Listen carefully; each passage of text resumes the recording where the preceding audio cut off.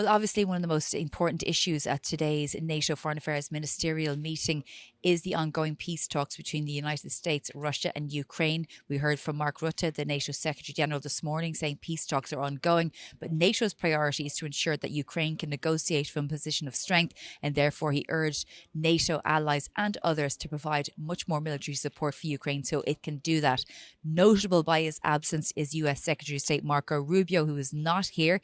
NATO officials have been playing this down, saying they can understand that he wasn't able to show up because there's so many other issues that he needs to tend to. But you would imagine that he would use this opportunity to brief his 31 allies at this really crucial moment.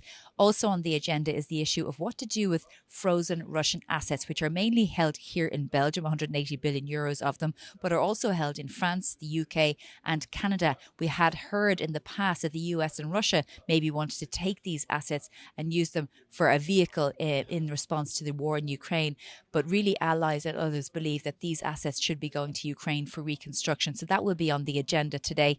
We'll hear later on as to what evolves from that discussion. But we do know that the Belgian government is very much dead against this because they're concerned about the legal repercussions.